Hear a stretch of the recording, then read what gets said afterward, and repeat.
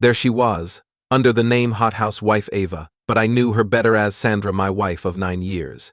I accidentally bought a subscription on an 18 website and saw my wife under the name Hot House Wife Ava, so I bankrupted her grain company. One random evening in August, I found myself on an adult site, which was unusual for me. That night, I ended up purchasing a premium membership for $80. I was watching a live stream featuring an enticing woman, though I had seen more impressive shows before. This one struck a chord. They called her Hot House Wife Ava, but I knew her real name was Sandra. Sandra was my spouse. After their intimate session, her partner smugly said, "Well, darling, that was something. I bet your spouse can't make you feel this way, can he?" Sandra, keeping her cool, shot back, "Well, Jack, it was fun, but no one sets me on fire like my spouse. I've been with a few men, but none of them make me as happy as he does. You're good, but he's amazing, so keep trying." She gave him a sly smile. Puzzled, Jack asked, "If he's so great, why are you here cheating on him?" Sandra's smile didn't waver as she replied, "I didn't plan this, but I enjoy the thrill. I'm glad you're part of it. Plus, I can get away with it, and hell never find out. I love my spouse with all my heart. It makes me appreciate him even more. That 80 was worth every penny because I discovered my spouse's infidelity without needing to hire a private detective. You might wonder how I ended up on that site in the first place. It was just a weird stroke of luck. It wasn't lucky that Sandra was with Jack, but lucky that I found out she was cheating. Sandra and I have been married for over 9 years. We first met as kids in elementary school in a small town in eastern Ohio. She lived in town, and I lived in the countryside. Her dad owned the biggest grain elevator around, and my dad ran the largest grain farm. Naturally, since our parents did business together, we met, went to school together, and became friends. I won't bore you with tales of childhood crushes or college romances. We both dated other people over the years. We hadn't been exclusive, but deep down, I think we always knew we were meant to be together. I was her first, but we both had others along the way. It was during our junior year at Ohio State University that we decided to be exclusive. A year and a half later, just after graduation, we got married. We both earned degrees in business administration. Life was great, or so I thought, until that August night 4 years ago. Sandra's parents retired and moved to Miami, Florida. Sandra, her sister Amy, and her brothers Tom and Ian bought 55% of the grain business from their dad. He wanted to keep control for a while to support their growth financially, but eventually he let them own it outright. Amy is married to a friend of mine, Mark Adams, another grain farmer who manages a farm just slightly smaller than mine. We live nearby and often hang out together. Tom and Ian run the grain business while Sandra handles the finances. Amy works there too, dealing with customers and managing grain sales. It's a real family operation, with a few extra employees for trucking and grain handling. They hire part-time during peak seasons. So that's enough backstory. Let's get into how I caught my spouse with another man online and what happened next. The Adams siblings worked hard to finalize the deal for the grain business. I wasn't heavily involved, but I knew they had to put in a lot of effort. So they had meetings with banks, the Ohio Department of Agriculture, insurers, and more.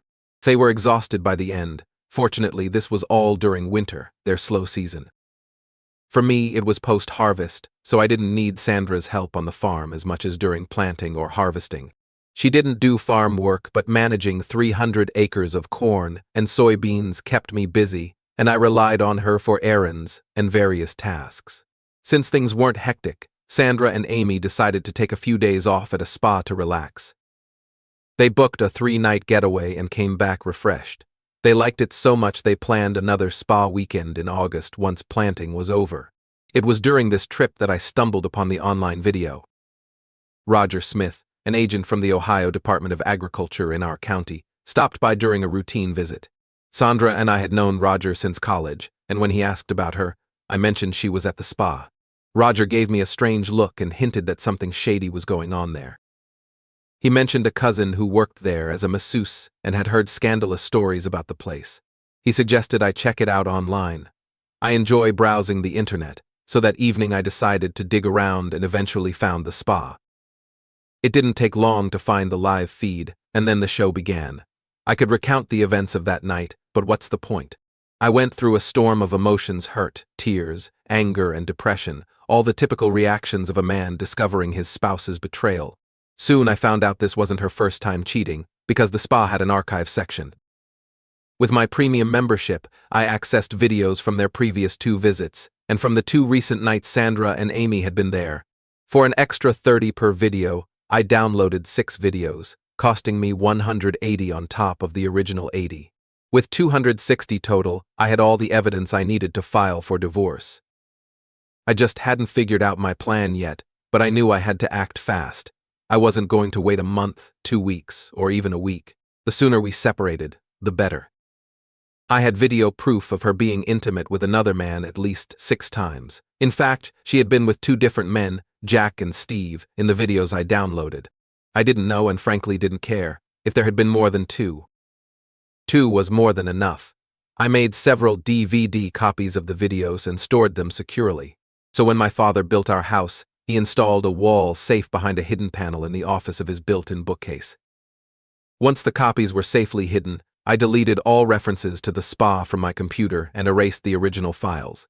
Aside from the DVD copies, there was no longer a trace of the evidence. With everything sorted, I picked up my phone and sent a text to Sandra. This is John.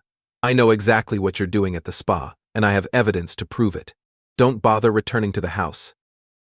This house is no longer your home, and soon I won't be your husband. We're done. My lawyer will contact you in the next few days. Arrangements can be made for you to collect your belongings at that time. It seems Sandra had her phone off and didn't get my message until the next morning, as I didn't hear from her that night. But early the following day, my phone started ringing. Seeing Sandra's name on the caller ID, I chose not to answer. She left a voicemail. John, what on earth are you talking about? I have no idea what's going on. Amy and I are packing up now and will be home in a couple of hours. I don't understand what you think I did, but you're mistaken. I'll talk to you when I get there and we can sort this out. I love you, John. Shortly after, my phone rang again. Ignoring it, I let it go to voicemail. It was essentially the same message, almost word for word. I wondered if she had rehearsed what to say when I didn't pick up. Then came another text, repeating nearly the same lines from her calls. Since I didn't need to have an actual conversation with her, I replied briefly via text. I wonder if Jack would have any idea about what in the world you're talking about. Honey, why don't you have him call me, and I'll ask him. As for coming back to the house, I'm in it. Don't. It's over, Sandra. I didn't get more texts. But later that afternoon, she called again, leaving a message. John, we need to talk. I'm staying with Amy until we can have a conversation and resolve this terrible misunderstanding. Please call me. The next morning, I went to my bank and set up a second safe deposit box in my name alone. I placed 1 copy of the DVDs in that box, along with the original prenuptial agreement. I also made an extra copy of the prenuptial agreement. I had a meeting with my lawyer scheduled for 10 a.m., and while I was confident he already had a copy, I didn't want to leave anything to chance. When I arrived at my lawyer's office, I was surprised to see Sandra already there. She looked disheveled, her eyes red from crying, and her hair a mess. John, we need to discuss this, she said. So I asked, how did you know I had an appointment here? She replied, Michael called me when you set up the meeting. Just then, Michael Thompson, my attorney, came out and invited both of us into his office. So my anger simmered beneath the surface as I said, No, Michael, we won't be going into your office together. Your call to Sandra has shattered my trust. I need a clear answer now. Will you represent me and only me? Lawyers are supposed to be smart, but it seemed Michael missed out on his fair share of brains. He said, No, John, if this continues, I will be representing Sandra. He considered the grain business a better client than my farming business, probably due to his representation of the Adams family members. I had my own thoughts on this, believing he'd eventually see the mistake in his judgment.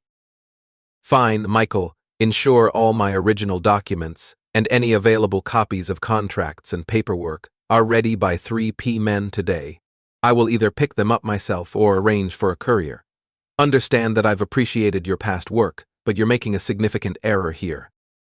So I'll be seeking legal services elsewhere, and my new attorney will contact you soon. Sandra remained silent during this exchange, but then pleaded, John, why won't you talk to me now to clear this up? I replied, because Sandra, it's evident Michael values you more as a client than me. I won't engage without legal representation, and I don't trust him, Michael interjected. John, you know I've always been straightforward with you. You have nothing to fear. In my mind I thought, Michael, I have plenty to fear. You can serve two masters, and it's clear who you've chosen. It's goodbye. My attorney will be in touch. So I declared and walked out, hearing Sandra start to cry again. Darn it, now I had to find a new attorney. So I knew David Johnson was a highly skilled attorney, with a fierce competitive streak against Michael Thompson. So I figured he might be a good option. However, I didn't want to rush into anything without doing my homework. Lawyers, like accountants, bankers, and insurance agents, are professionals you have to choose carefully, especially since they handle confidential information. And knowing a few people who had used David's services, I called his law office and asked for a list of references. The secretary, who introduced herself as Emily, was happy to email it to me. On the list, I saw the names of 4 friends. I decided to visit 3 of them to get their take on David's work. It didn't take long. So all 3 gave glowing recommendations. Confident in David's abilities, I skipped the 4th friend, Mark, because he was married to Amy, Sandra's sister, and I didn't want to involve him. I called David's office again, introduced myself, and asked for an appointment after 3 p.m. So the receptionist said he was booked until 4, but would check if he could squeeze me in. So when she got back on the line, she confirmed he could see me at 4 for a brief meeting. So as soon as I mentioned I'd arrive a bit early, she replied, "Great, Mr. Miller. See you then." At 3 p.m. I stopped by Michael's office to collect my paperwork, but they were still copying it. So it was clear they were stalling, probably hoping he'd reconsider. Frustrated, I demanded they finish within 15 minutes, or my new attorney would contact them. So they asked who it was, and I said they'd find out soon enough. Suddenly the office was bustling, and 20 minutes later, I had all my documents. So I arrived at David's office on time and met with him. He agreed to be my personal and business attorney. I asked if I could leave my paperwork with him for safekeeping, and he agreed, storing it in his vault. So we scheduled a meeting for the next morning to review everything and plan my divorce. When I left the office, Emily smiled and asked if she was causing any delays in my evening plans. I laughed and said, "Not at all, Emily, everything's on track." She replied, "Glad to hear it, John." The next morning, we reviewed my business paperwork. I can't discuss specifics due to attorney-client privilege, but David said everything looked in order. So we paused for lunch, and David and Emily invited me to join them at a local diner. I agreed, needing to stop by the bank afterward. Lunch was pleasant, and I learned more about them. They'd been married for 12 years and had 2 young daughters. They showed me pictures of their charming girls who clearly took after their mom with their beautiful smiles. The lunch was good for me, helping ease into the new attorney-client relationship. However, it also reminded me of what I'd lost. David and Emily's dynamic was a painful reminder of how things had been with Sandra. I felt sad and teared up a couple of times. David didn't seem to notice, but Emily did, and I saw concern on her face. After lunch, I went to the bank to secure my assets, and got a $7,000 check made out to David Johnson Law Offices as a retainer.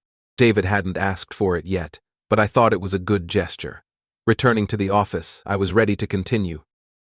Emily informed me David was on a call and led me to a small conference room. She asked if I wanted coffee, and I declined. She sat beside me and said, "John, David didn't share specifics, but I can sense this is about your wife. If it's okay with you, I'd like to join your meeting. Sometimes a woman's perspective can help." So on the brink of breaking down again, I nodded. It felt comforting to have Emily's empathy. I recounted the painful story of discovering Sandra's infidelity. I broke down a few times, and Emily offered her support and sympathy. After regaining control of my emotions, I laid out my intentions clearly. Unless something changed my mind, I planned to file for divorce and enforce the terms of our prenuptial agreement. David and I went through the prenuptial agreement in detail. Essentially, it stated that I retain 100 ownership of all farm assets, real estate, and personal property, while Sandra retains 100 ownership of the grain business assets. If there was no infidelity, Sandra was entitled to 50 of our financial assets. However, if infidelity was proven, she would only receive $30,000 for each year of unfaithfulness, and I would receive $250,000 for each year of infidelity instead of 50. David asked if I had evidence of the infidelity. I told him I did but wouldn't reveal it unless absolutely necessary for court. I emphasized that I didn't want anyone else to see what I had seen, unless it was essential. Emily, who had been sitting quietly, touched David's arm and nodded in agreement. Reluctantly, David accepted my decision. Over the next few days, Sandra made several phone calls and left numerous voicemails, but I didn't answer or listen to any of them. David then informed me we had a meeting scheduled for Thursday with Sandra, Michael, David, and myself. During that meeting, I planned to ask Sandra some critical questions, and her responses would determine if I went through with the divorce and on what grounds.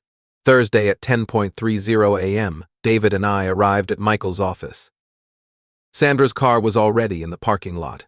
We were guided to a small conference room, where we waited for a few minutes before Michael and Sandra joined us. Sandra looked much better than she had earlier in the week. She had clearly made an effort to look nice. She smiled and said, "John, I hope we can finally talk and clear up this misunderstanding. I miss you and want to come home." I didn't reply, fearing my voice would betray my emotions. David started the meeting. "So we're here to discuss the divorce process for John and Sandra. Both parties should express their thoughts and opinions on how to move forward." Michael added, "My client believes this is all a big misunderstanding and is eager to resolve these issues with her husband." My anger, which had been simmering, flared up. So it helped me control my emotions, making it easier to handle the hurt and disappointment I felt towards Sandra. "That works for me, Michael," I said. "Your client can talk to her husband." I turned to Sandra and continued, "Here are the facts. When we got married, we signed a prenuptial agreement, which we updated 2 years ago when you joined your father's business. I've brought copies of the updated agreement for everyone." Sandra seemed a bit shocked but remained quiet. Our intention was to protect our individual interests while enjoying the benefits of our marriage. So initially the agreement was to safeguard assets in my family for generations. And when you joined your father's business, it was also to protect your family's assets. I went on. "In case of a divorce, the agreement is clear. I keep 100 of my family's assets, and you keep 100 of your family's assets. Any debts related to these assets belong to the respective business. Personal belongings like clothing, jewelry, and your car are yours, and mine are mine. Household personal property is divided equally. Farm property like grain bins and machinery remains entirely mine." I paused before addressing the financial division. "In a divorce, you would get 50 of our assets if there was no infidelity. However, if infidelity is involved, the terms change. If you divorce me due to infidelity, I would receive $250,000 per year, not 50. If I divorce you for infidelity, you get $250,000 per year, not 50. Taking a deep breath, I asked Sandra, "I'm going to ask you some questions. Your answers will determine if I proceed with the divorce and on what grounds. So this will also affect the financial settlements. If you want to save our marriage, you must answer truthfully. So if you refuse or lie, it's over. Do you understand? Are you willing to do this?" Sandra, visibly shocked by the details of the prenuptial agreement, quickly regained her composure. "Yes, John, I will answer your questions honestly. I love you and want our marriage to survive. I'll do whatever it takes to make this right and come back home. Sandra, I'd like to record these questions. Is that okay with you?" She hesitated briefly and turned to Michael, who had been mostly silent until now. So Michael, being the typical lawyer, said, "Sandra, I would advise against it, but you should do what you think is best for you." So my lawyer, David, added, "I agree with Michael. So I wouldn't recommend recording this, but it's John you need to convince, not us."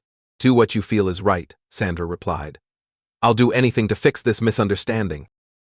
"Yes, go ahead and record it. I'm okay with it." David and I set up a tape recorder on the table to capture everything. Sandra asked what my questions were, and I explained I wanted to ask about her faithfulness divided into 3 time periods. First, from the time we committed to being exclusive until we got engaged. I asked if she had been faithful during that time. Sandra smiled and said she had been, but I pointed out her lie, marking it as lie number 1. Her smile vanished. I told her I nearly walked out right then, but decided to stay. So I asked if she remembered an encounter with James Black 2 days after we promised exclusivity. James had bragged about visiting her when her parents were away and being intimate with her in her bed. Amy had overheard and assured me Sandra loved me and wouldn't cheat again, urging me not to act rashly. Although I didn't like it, I let it slide, but warned Sandra there would be no more passes, and she needed to be honest from now on. I continued, saying I didn't trust her after that incident, so I monitored her closely for 6 months. She didn't raise any suspicions, so I proposed and gave her the ring she was wearing. So I acknowledged she might have wanted it sooner, but I wasn't ready to fully trust her, so she had to wait. So next I asked if she had cheated during our engagement from receiving the ring until our wedding day. So without hesitation she said, "No, absolutely not." I expected that answer and believed it was true because I still didn't fully trust her. I mentioned I had continued to keep an eye on her until I felt confident in her loyalty. Michael, noticing Sandra's emotional state, suggested a break. He wanted to talk to his client and give her time to collect herself. Both he and I noticed she was on the brink of breaking down, so we decided to break for lunch. David and I picked up Emily, and we headed to the local diner for the Blue Plate special. So Emily asked how things were going, and David replied, "John is holding up. He's laid the groundwork for honest answers about their marriage. If Sandra confesses everything, he might still consider divorce, but he could also see she genuinely wants to save the marriage. It'll be tough, but he can handle it. Of course, if she lies, John will have to decide how to proceed." Emily looked at me and sensed my pain. I managed a weak smile and said, "This is incredibly tough.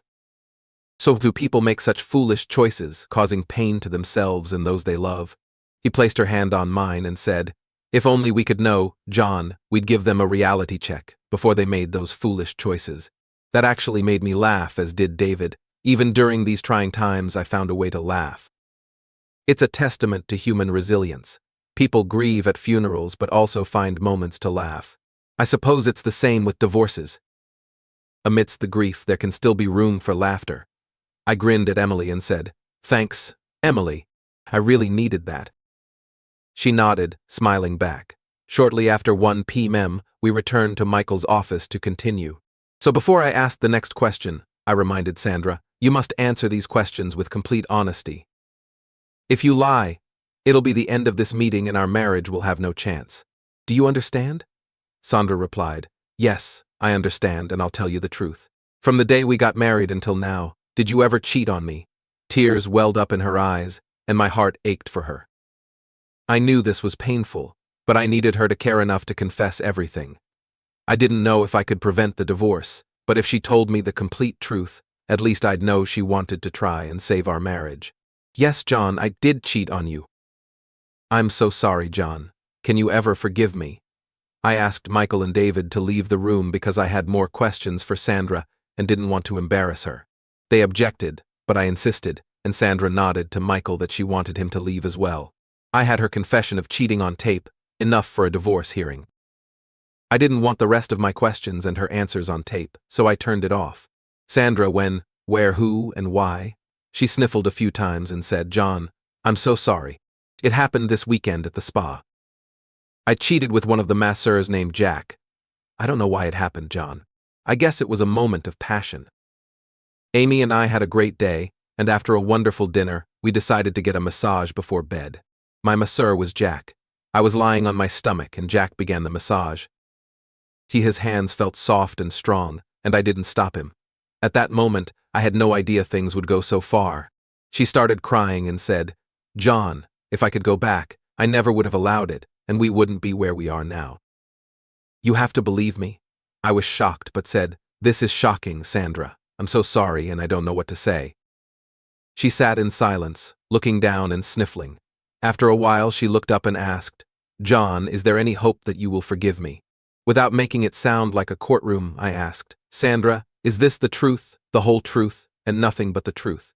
She looked at me with a mixture of confusion and apprehension, trying to gauge how much I really knew. Finally, she said, "Yes, John, that's what happened." I'm so sorry. My heart felt like it was being torn apart, but I managed to conceal the pain and anger. I kept my composure, stood up, and signaled for David and Michael to return.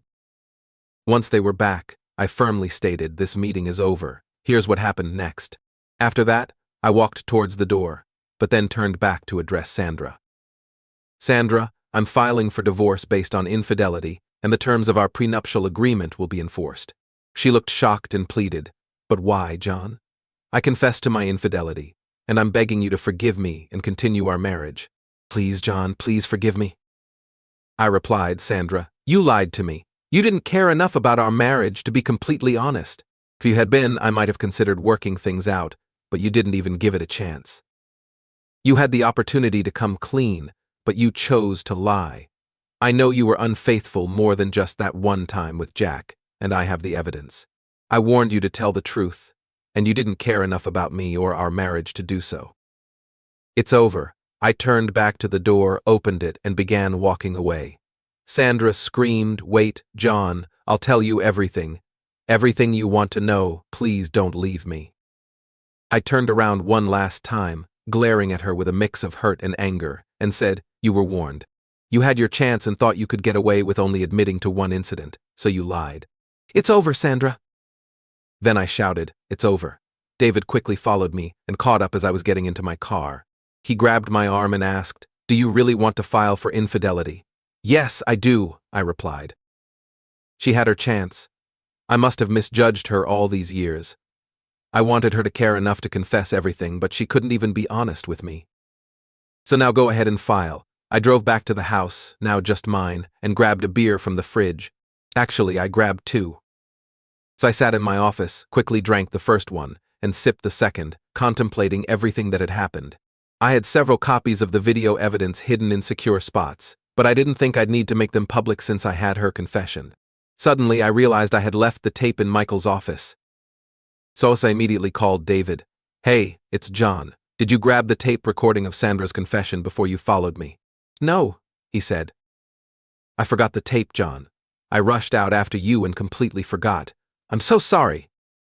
I had been meticulous in planning everything, and in my moment of hurt and anger, I had stormed out without the tape. "Damn," I muttered. "David, why don't you call Michael and see if you can retrieve it?" But my guess is they'll say they erased it." "Sorry, but I'll be surprised if you can actually get it." "Don't worry, even if you can't, I have enough evidence to file for infidelity anyway." David responded, "Okay man, I'm sorry. I know you didn't want to use the video downloads, but now you might have to if she can test the infidelity charge." "Don't worry about it, David. Everything will work out," I reassured him. After ending the call, I grabbed another beer from the fridge. Damn, how could I be so careless? So I wasn't drunk, just numb. As I watched the evening news before heading to bed, I thought I heard a vehicle pull into the yard. So I slowly rose from my chair and went to the back door. Stepping onto the porch, I saw a dark shape just before the lights went out. Something struck me on the back of the head, and then all I saw was blinding light before drifting into total darkness. So I woke to the sound of beeping and opened my eyes to look around as best I could without moving. So I had learned my lesson from the first time. I saw a nurse sitting beside me. I tried to turn but couldn't move. "Hi, John. I'm Lisa, your nurse. Please don't try to move, okay? Everything will be fine and I'll explain everything. But please stay still. Do you understand?" I felt something in my throat but managed to nod slightly. "John, I need to tell the doctor you've regained consciousness and we'll be right back." I nodded again. It became clear I must have been injured and was in the hospital, though I couldn't remember how it happened. I assumed someone would eventually fill me in, so I lay there with my eyes closed until I sensed their presence again. "Mr. Miller, or John," said Dr. Ann. "I am Dr. Ann. You sustained multiple injuries from a beating during a home robbery. Now that you've regained consciousness, I'm confident you'll recover. But we had to restrain you to prevent further injury from sudden movements. I'm sure you felt the intense pain when you tried to move, correct?" I managed a slight smile and nodded. "Yes, we should have been more proactive with the restraints to spare you that pain, I apologize." "Well, remove the restraints now, Nurse Taylor, but Mr. Miller, please refrain from any sudden movements, all right?" I nodded and gestured toward the tube in my throat. "Yes, we can also remove the ventilator. Nurse Taylor will handle it." They removed the restraints in the tube, causing excruciating pain in my throat. I couldn't speak initially, but after some time I was given a sip of water and could speak, though my voice was raspy and painful. I whispered, "Could someone please tell me what happened?"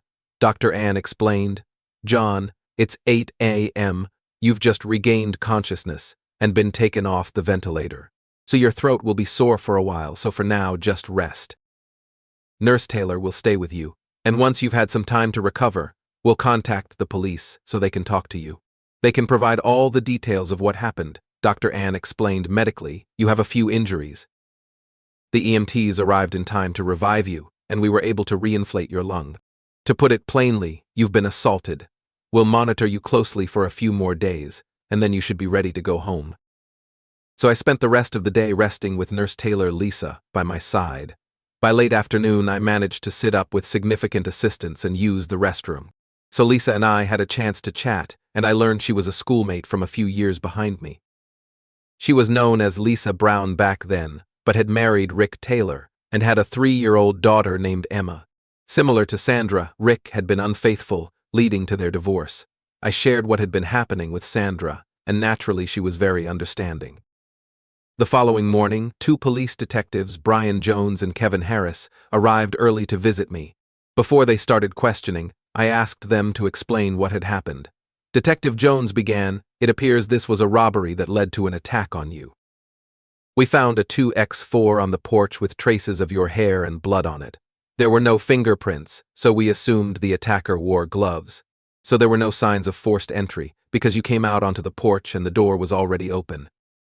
He continued, "Inside the house, several pictures were taken off the walls. A strong box in your desk drawer was emptied, and all the filing cabinets were rifled through. In the bedrooms, the drawers and closets were searched, and the jewelry box in the master bedroom was emptied. While it's clear there was a robbery, we're not sure what exactly was taken." Detective Harris added, "Once you're able to return home, you'll need to assess what's missing. The doctor says it might be another 3 or 4 days before you can go home. At that point, we'll go through everything with you to update our reports." Detective Jones then asked, "What do you recall about the attack?" "Not much," I replied. "I'd had a couple of beers and was watching the evening news when I heard a vehicle pull into the yard. I got up to see what was happening, stepped onto the porch and saw a shadowy figure just before the lights went out. So I don't remember anything else until yesterday. I'm afraid I won't be much help in finding who did this," Detective Jones continued. "So we need to ask a few more questions to aid our investigation." He inquired about my spouse's whereabouts during the incident. I explained that my spouse and I were separated and going through a divorce, so I didn't know where she was. He then asked if he could call me John, to which I agreed. He asked about the progress of our divorce and if there was significant conflict. So I told him it wasn't going well, as she was challenging the grounds for divorce. When he asked about the grounds, I said I was filing for infidelity, which would significantly lower her settlement, and she was disputing it. The detective commented that this gave her a motive. "Detective, I just can't believe she'd do anything to harm me," I said. He reassured me they would look into it closely. He asked if there were any other individuals who might want to harm me, or if I had disputes with neighbors, friends, family, or anyone else. I couldn't think of anyone. The detective then mentioned the need to inventory what was missing once I was able, and asked if there was any cash in the house, possibly in the strong box, and if so, how much. He also asked if there were any valuable items like jewelry or artwork worth thousands of dollars. I told them yes, there was some cash in the strong box, about $7,000. I usually keep around $150 in cash on hand, but I had recently withdrawn some, so it was closer to $7,000. There were a few nice pieces of jewelry, but none valued over $1,200. I can't think of anything else of significant value at the moment. So I decided not to mention the hidden safe behind the bookcase, as the detective hadn't brought it up, and I wanted to keep it a secret if possible. Detective Jones said, "Well, John, that's all for today. If you remember anything else, please call me. When you're ready to return home, let us know so we can do the inventory.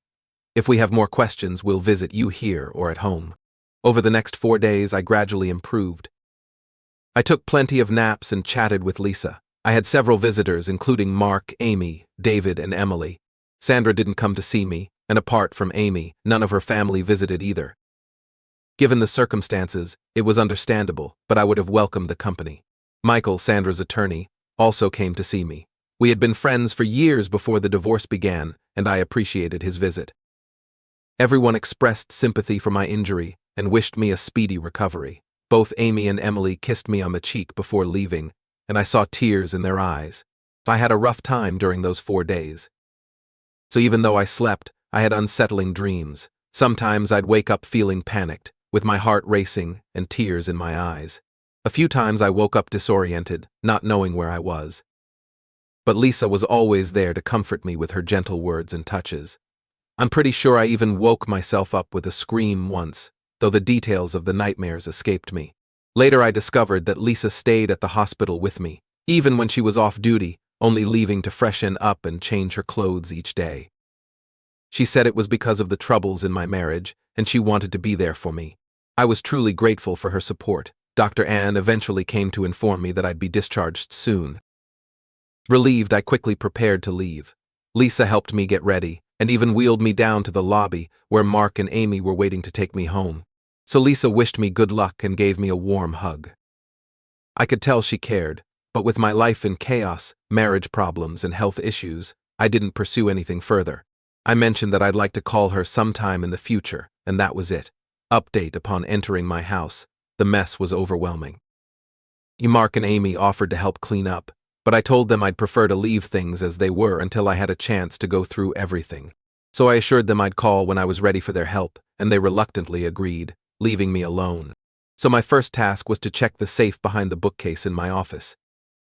To my relief, everything was intact, including a significant amount of cash, certificates of deposit, stocks, bonds, and the DVD containing evidence of Sandra's infidelity. Clearly, no one had discovered the safe. I inspected the rest of the office and noted that aside from the cash, my laptop, and a few numbered prints of Wildlife by David White, nothing seemed to be missing. However, I saw bank statements and credit card statements laid out on the desk, so I alerted both the bank and credit card companies to watch for any unusual activity. Over the next few weeks, the investigation into the robbery and assault moved slowly because the police lacked substantial evidence. Detectives Jones and Harris provided regular updates, but no new leads emerged. So they explained that the absence of high-value items being stolen made it hard to track down potential culprits. During their last update, they suggested the case might be put on hold unless significant evidence surfaced. So initially, the detectives had questioned me about Sandra and our relationship. I had been mostly cooperative and honest. I strongly believed Sandra wouldn't harm me, and taking items she would receive in the divorce didn't make sense. The detectives seemed to share this perspective, as their inquiries about Sandra didn't lead to anything substantial. To safeguard my finances, I opened new bank accounts and ordered new checks, feeling more secure with these precautions. I also bought a new laptop and reorganized my office, getting back to my routine. As I handled some overdue bills, I found an invoice from Blue Inc. A sudden realization hit me. Blue stood for Backup Electronic Data Storage Solutions. I had video surveillance covering my property, including the house, grain bins, and machine shed. This footage was stored on a computer in my grain office and backed up nightly to Blue's. Normally, I deleted the oldest data each month to manage the storage fees. However, I hadn't deleted anything since the robbery. I had video evidence. Without hesitation, I logged into Blue's website and selected the day of the robbery from their archives. I downloaded the entire day onto my laptop to review it. So my hope was that the video quality would be good enough to identify the culprits. If it met my expectations, I planned to create a DVD copy for Detectives Jones and Harris to revive their investigation. So as I reviewed the footage, it became clear there was nothing valuable for the detectives, leading me to believe they might not solve the case. With the bills paid, I started planning my future. I decided to reach out to an old college friend who worked at ADM, one of the largest grain merchandisers in the U.S. Through my connection, I arranged a meeting with key decision-makers in their acquisition department. It was astounding how personal connections could facilitate things. After about 2 weeks, I had finalized my plans with ADM. I also took a brief trip to Las Vegas. I flew to Miami for some business and then returned home to set my plans in motion. I contacted David and had him arrange a meeting with Sandra, her brothers Tom and Ian, and her sister Amy at Adams Grain. I instructed him to mention that with the impending divorce, the state's grain reserves might no longer suffice without my grain storage. I wanted to discuss the situation with them and find a resolution. Apparently, David's message surprised them, but they agreed readily to meet. So it seemed they hadn't considered the implications of losing my grain. I walked into the office and greeted everyone. "Hello, Tom, Ian, Amy, Sandra. I assume you understand why I felt we should sit down and resolve some issues." Tom started to speak, but I raised my hand and said, "I initiated this meeting, so I suggest you all listen to what I have to say before making any comments." I genuinely believe it's in everyone's best interest. First, I address the divorce. I apologize, Sandra. I placed the final draft of the divorce papers on the table in front of her. Please sign these. She responded, John, I don't want a divorce. Whatever you think I did isn't worth throwing away all the good years we've had. I wish you could forgive me and work through our problems. I certainly don't want to do this here in front of my brothers and sister. Sandra, we're going to conclude this now. There's no future for our marriage. So the sooner you sign these papers, the sooner we can both move on with our lives. She blushed and said, well, if you insist on divorcing me, I still plan to contest the infidelity issue. So it's the least you can do for me. I knew she would play that card, and I was prepared. If you choose to fight me on the infidelity issue, Sandra, I'll have no choice but to present this DVD as evidence in court. I placed a copy of the DVD on the table alongside the divorce papers. In case you're wondering, it's a video showing all 6 times you cheated on me at the spa. So Amy's face turned bright red, glaring at Sandra with disbelief and disappointment. It's true, I confirmed. Sandra had affairs with Jack and Steve. I have 6 videos of her with them, which should resolve the infidelity issue. I gave her an ultimatum: sign the divorce papers or face court proceedings, making it clear I was done playing games. Tom and Ian looked shocked, while Amy quietly cried. Sandra eventually signed the papers and I left her a copy, placing the rest in my briefcase. She appeared numb, her eyes filled with unshed tears, clearly shocked at the evidence I had. Moving on to the grain situation, I addressed the group, acknowledging their shock and assuring them I'd be brief, despite the unfortunate news. Due to the divorce, you will no longer have the value of my stored grain included in your reserves, which puts you in violation of your grain license and loan agreements. On a positive note, I have purchased your father's 45% stake in the business. Your agreement with him lacked a first right of refusal clause, making the purchase straightforward. He was aware of the company's need for my equity and believed I had evidence of Sandra's infidelity, making it an easy decision for him. Consequently, I am now the majority shareholder in Adams Grain Inc. And each of you owns 13, making you the minority with a 39% stake. I continued. I have negotiated a deal to sell Nicoling interest in Adams Grain to MTDM, a company constantly seeking promising grain operations. You have the option to sell your shares at the same price I negotiated, which I consider favorable. However, the downside is that the company is now owned by someone else, and the new owners will assess personnel to determine their contributions. The upside is that as part of my negotiations, each of you has a 1-year job guarantee. Work hard to prove your worth during that time. I also disclosed that I had sold my farm and Mark's farm to AD Mim, with Mark entering a long-term contract to manage both farms for them, given his excellent performance. The shock on their faces deepened, now mixed with anger. Tom, being the eldest and unofficial leader of the Adams family, was the first to voice his concerns. So what on earth have you done, John? You've ruined this family business because my sister cheated on you. So what kind of man are you? How did you convince my father to sell you his shares? What lies did you tell him? Let me clarify, Tom, I replied. Your father sold me his shares to keep you, Ian, and Sandra out of legal trouble. Instead of questioning the kind of man I am, you should be asking yourself what kind of people your siblings are. I placed a second DVD in the center of the table. This video will provide all the answers you seek about why this is happening. It unmistakably captures your pickup truck in my yard on the night I was assaulted. So it clearly shows you and Ian attacking me and exiting my house with my belongings. Consider yourselves fortunate I chose this path of vengeance, rather than handing it over to Detectives Jones and Harris. Sandra finally spoke up, expressing her dismay at my actions. I responded, our situation is different, Sandra. I feel like I wasted my entire life with you. Your family treated me poorly, and you always had a sense of superiority over me. Despite being my best friend, you were a deceitful partner, promising to be faithful but promptly sleeping with James Black. You disrespected me in our marriage by being involved with those men. I witnessed everything on the videos, hearing every word. You almost killed me in that attack, which makes you a terrible friend. Sandra fainted, and Amy and Ian rushed to her side, catching her before she fell.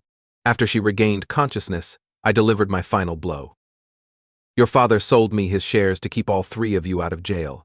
He wasn't very proud of his children except for Amy, and she will hear about it in the future. As I mentioned earlier, I believe I wasted most of my life on you, but I won't waste any more of my future. I wish you a wonderful life. I then left the room, concluding all the negotiations. I felt free to move forward, and that's exactly what I intended to do.